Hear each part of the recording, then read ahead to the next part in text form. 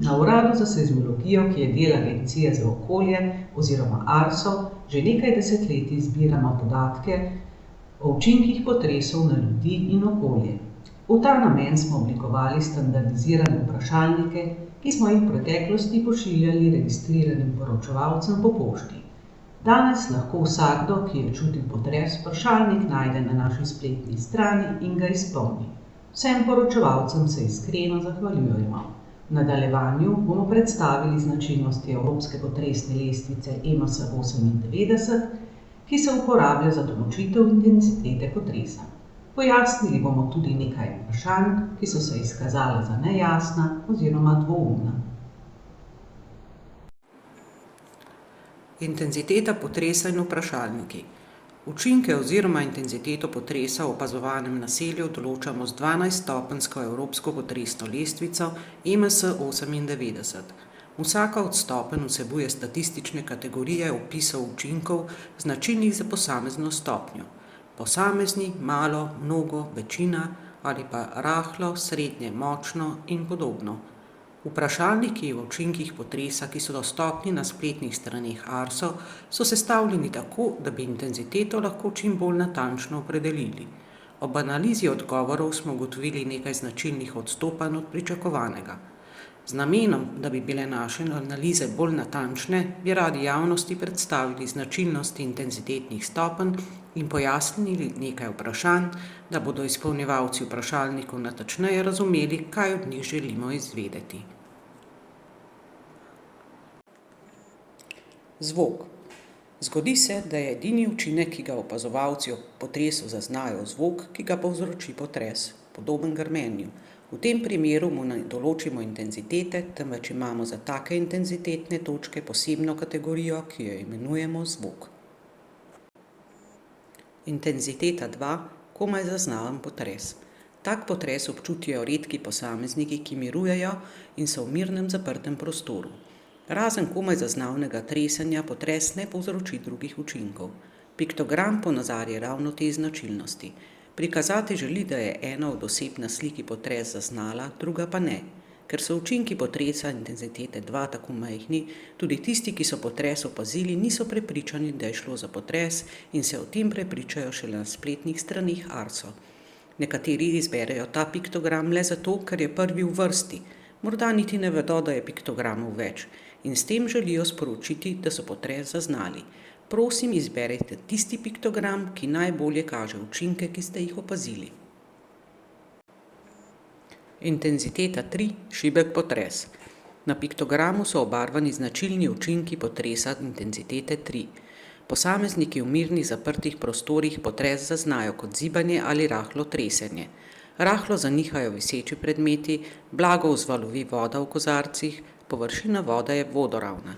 Tak potres naj ne bi vzbujal strahu, kljub temu pa od opazovalcev nemalokrat dobimo pozitiven odgovor na vprašanje, če so se o potresu prestrašili.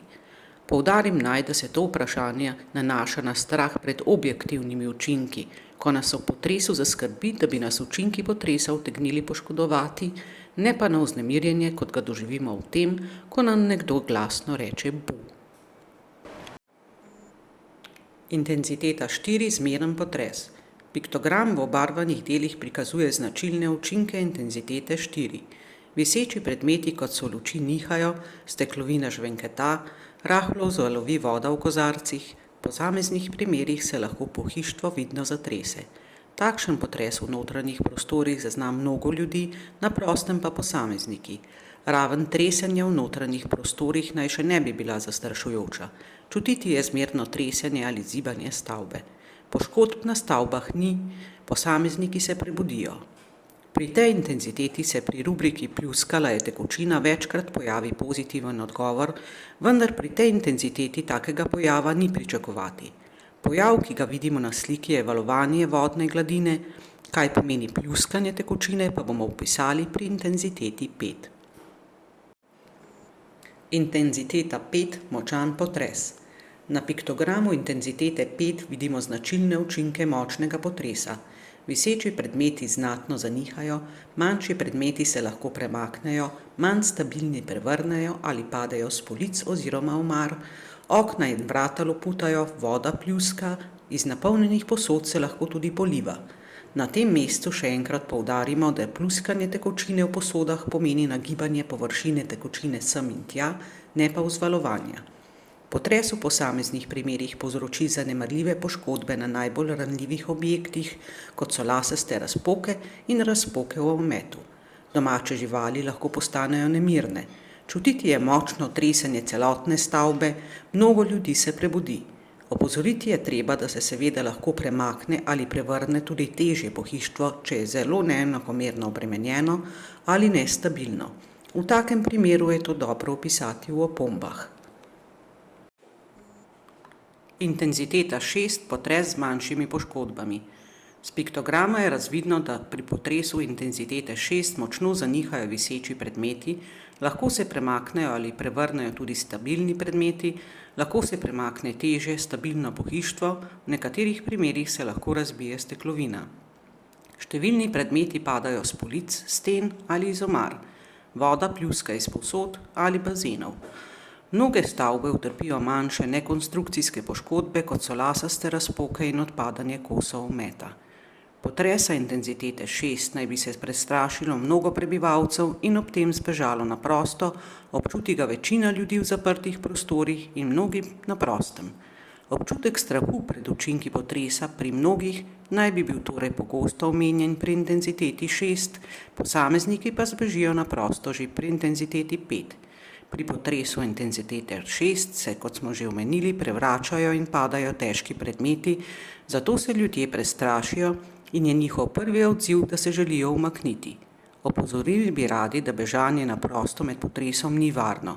Še posebej odsvetujemo uporabo stopnic ali dvigal. Svetujemo, da se raje umaknete pod podboj, trdnejšo mizo ali v kot notranjih sten in stran od steklenih površin. Intenziteta 7 do 12. Pri intenzitetah stopnje 7 ali več so značilne večje poškodbe na stavbah. Učinke ocenjujemo glede na ranljivost stavbe, torej starost, material gradbene konstrukcije, višina stavbe in podobno, ter na stopnjo poškodb nosilne in nenosilne konstrukcije.